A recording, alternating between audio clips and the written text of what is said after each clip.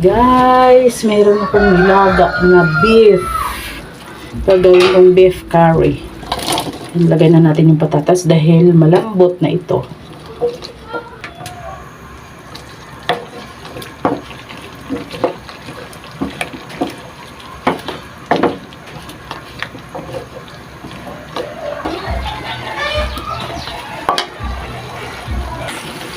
Ito guys, lagyan natin ng paprika. Tsaka turmeric powder.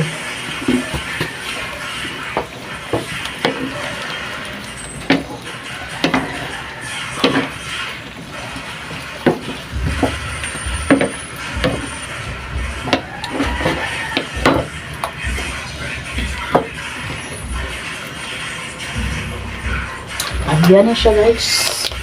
Takpan natin ulit. Oh, ram.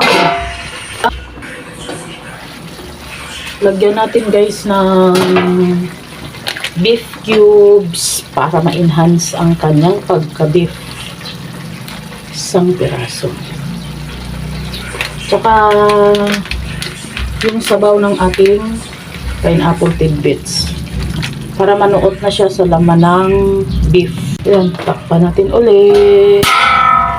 Maya-maya pwede na natin ilagay ang ating gata. Lagay na natin guys ang ating pineapple tidbits.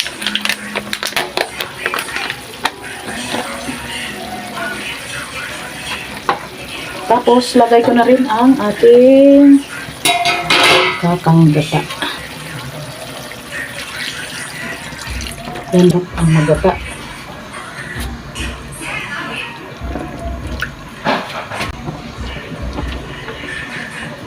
Yan. Antay natin na matuyo yan guys.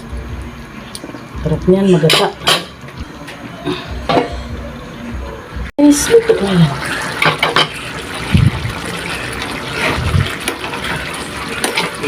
Luto na ang ating beef curry.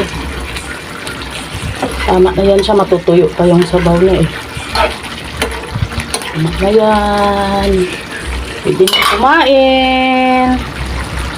Lipat natin dito para pwede natin takpan. Sarap nito guys. Request kasi ng anak ko to.